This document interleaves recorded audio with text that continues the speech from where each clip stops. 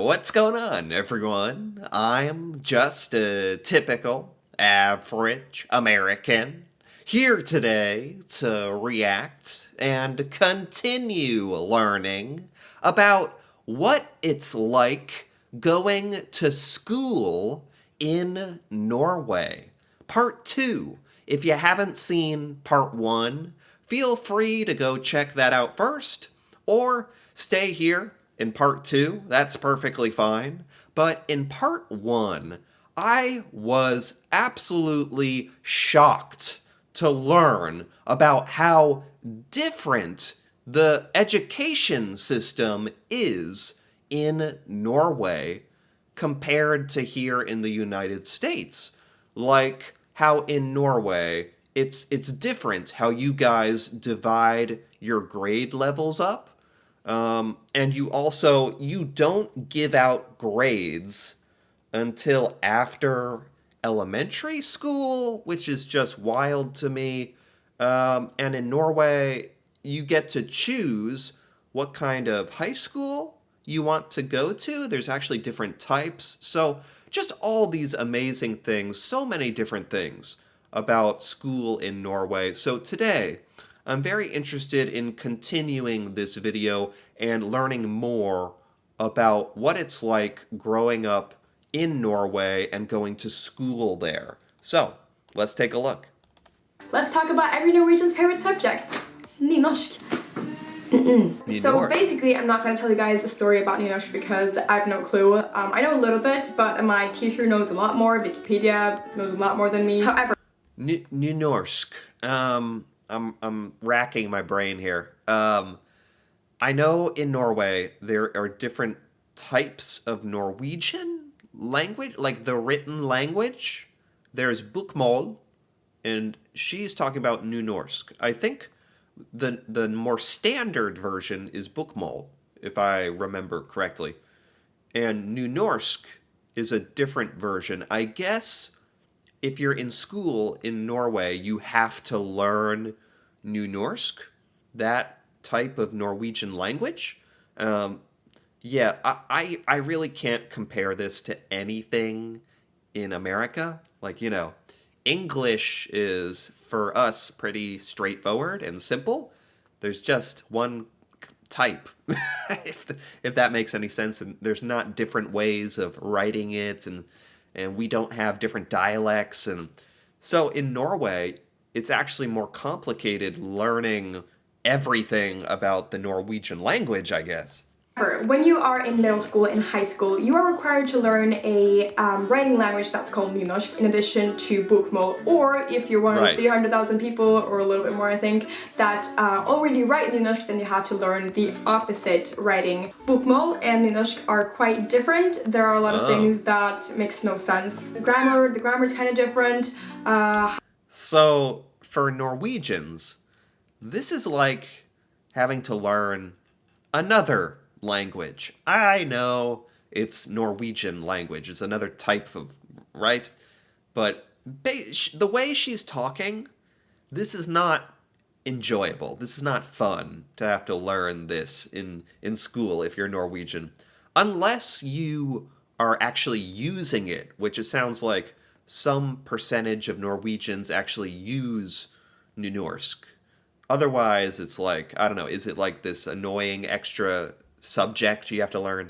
How you formulate things is kind of different, and the grade you get in this subject counts as much on your report card as science or math or English or any other grade. So it's kind of weird that this form of writing that is written by 300,000 people in Norway has to be learned by the other 5 million, and the grade counts as much as a subject that you take 5 hours a week, for example math, that is super hard and you work so much on it.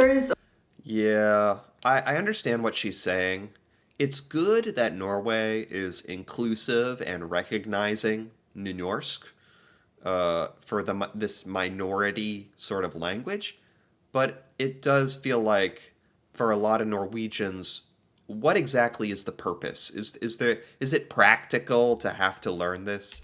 There's a lot of debates that's been going on for the past like 30 years about nynorsk being removed or being kept. Of course, some people really love nynorsk. I don't really have any opinions about it. I think it's okay. But then some people really hate it and they're like, get this subject away. Why do I need this?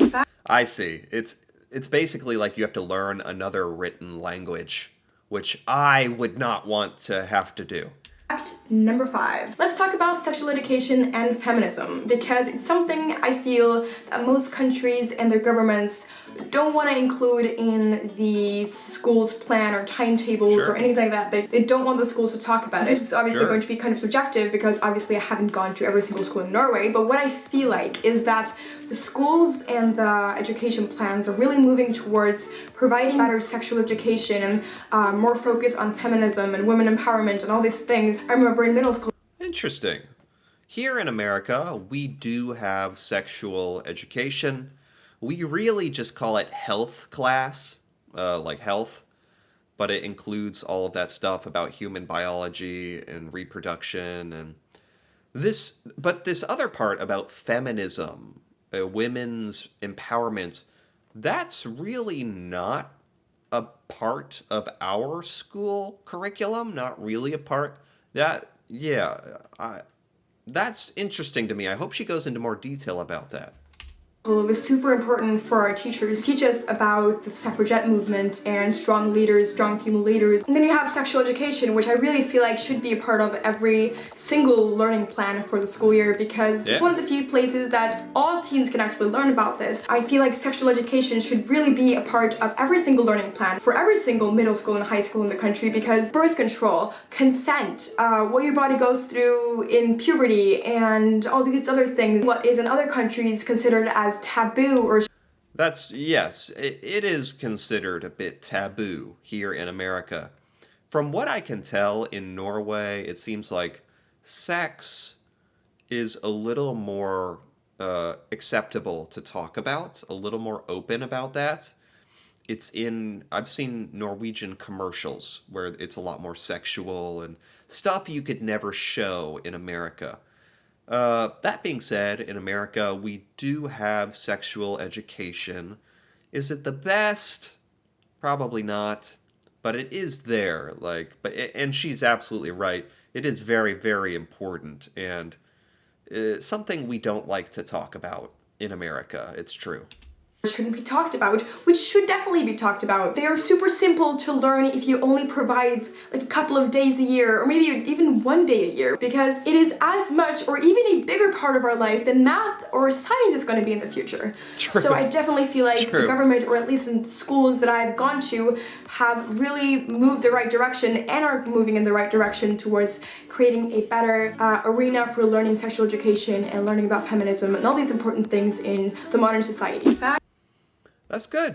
That's really good. I'm not shocked about this one with Norway, because Norway is known as a very progressive country, so I'm not that surprised that it's on top of this kind of thing. Fact number 6. And one of the driving factors behind these movements and these shifts in what we have in our learning plans, I feel, is thanks to several organizations driven by pupils. But first off, I really want to highlight what is called the student organization, or Norwegian Elevorganisasjonen. I'm part of this organization. Student organization. This is some kind of organization in Norwegian schools? What does it do? Love it. I love people. And if you're Norwegian and you don't follow us on Instagram already, then definitely do. And go get involved in what's to be your school future and your educational future, because we work our butts off for students in Norway. So basically, you have a lot of these organizations, but especially Elevorganisasjonen, which work to improve the learning plan for students and improve all the surrounding factors of the school. I believe that organizations like this is one of the reasons why the Norwegian school system is one of the top school systems in Europe. So, okay, I'm trying to understand what this is. This is a program in Norwegian schools where it's about students, and students are a part of this program, and the school works with students to try to figure out what changes need to be done, how to optimize the education, how to improve how to create the best school experience for students. That's amazing. that's If that's what it is, that's awesome. So is this like a government thing, or it just depends on if your school does this or not? I didn't know. Like it says here, Norway was number one in 2017 in this index for students in school or human capital. Um, this We should absolutely be doing something like this in America. This makes so much sense. I I really can't think of any reason why you wouldn't get the students' opinions and involved in this kind of thing, trying to make the school as best as it can be. We really don't have anything like this. I don't think we really consider what the students' opinions are in America. In America, it's just up to the government to really decide what's best. So this is really eye-opening to me. I like this a lot. And maybe even the world. Fact number 7. And it's the last one. So last time I want to talk about the graduation, and it's probably one thing that most of you guys came here to learn about. So basically we have something that's called russifying, which is Russefaren. I've heard about this. Yeah, I'm aware of this. This is like, it's so funny because Norway as a culture is, you know, taken very seriously, progressive, happy, but Norway is not known for being crazy, silly, wild, which is kind of what the Russefaren is, right? It's like this big, crazy graduation tradition. That is just hilarious. 3 weeks to 1 month of celebration. Oh my god, I forgot it's a month. A month?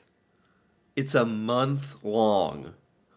Oh my god, that is so long. Before you have your exams and before you graduate in the 13th grade. So you're allowed to drink and party and go to all these festivals and events. There's entire like businesses and organizations all focused on providing like the best russe experience for you, and they earn a lot of money on it. They're also... Oh, wow. I never thought about that. So the Russ is actually, it's a business. It's an opportunity for money. So, yeah, I mean, you have like the jumpsuits, right? And I'm sure there's a bunch of other things within this month-long celebration that companies want to sell you, like different celebration experiences, right? Different artists that only work to make russesanger. It's really a multi-million-dollar or kroner business, which is really extreme. It's gotten from our grandparents like celebrating with milk and going down Karl Johan and like waving their flags to spending millions of dollars a year. But yeah, basically what you do... Really? Wow. This is back in the day. You're just waving your flags, still in the red jumpsuits. And now, in the modern day, the idea of the Russ has evolved, and it's a lot more expensive, and I guess that's kind of inevitable as time goes on. That's kind of what happens. Is that you get together with a group of friends, normally it's like 15 to 25, and either you buy or rent a bus and you go party in this bus for like 3 weeks. I mean, this just sounds insane. Like, as from an American's point of view, American high schoolers could not be allowed to do this. They would go insane. Not in a good way. They would, like, they would destroy things. Like, this bus would get destroyed. The drink, like, Americans can't drink until we're 21, so we wouldn't even be allowed to drink legally. We'd be doing it illegally. This would just never work in America. I think this would be too crazy. Maybe Norwegian high schoolers are more disciplined and able to do this big, wild, month-long party responsibly. But you could I don't think you could ever do this in America. It would not work. people would take it too far. Or you So, you rent a bus? A bus? can rent a van if you're a smaller amount of people, or you could just go together and make a song and buy some merch and be like, yo, where's the squad for the rest time, but you don't spend as much money. Then you party from the end of April till the 17th of May, which is the last day, which is the National Norwegian Day. And then Right. you go and have your final exams in the end of May and start of June. And You have your exams after the Russefaren? So you have to do this big wild party for a month, and then you're not graduated. You have to come back and do exams. That's shouldn't you do the party after the exams? I don't know. I mean, I don't mean to s- tell you to change your traditions, but it just seems like that might make more sense.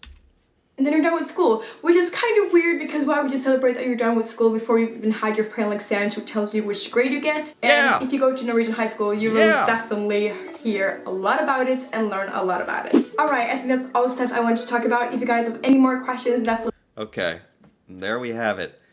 That was very, very good. It was really, really cool to hear from an actual Norwegian teenager who's actually living all of this and hear about her experience in Norway, in school. I never imagined that school could be so different in another country like Norway, but it is, and it's really fun to learn about. And there were some things that I took away from this that I actually think America should think about incorporating into our school system, actually. So I think it's great to learn about stuff like this. I really enjoyed it. Anyway, if you enjoyed this as well, feel free to give this video a like or leave a comment. If you're Norwegian, feel free to leave a comment about your experience in school, how it's different to American school, or clarify any of the things we talked about here today. That'd be awesome to hear about. And if you're interested in more videos like this, me reacting to Norway and learning about Norwegian culture, feel free to subscribe for more. And until then, thanks for watching, and see you next time.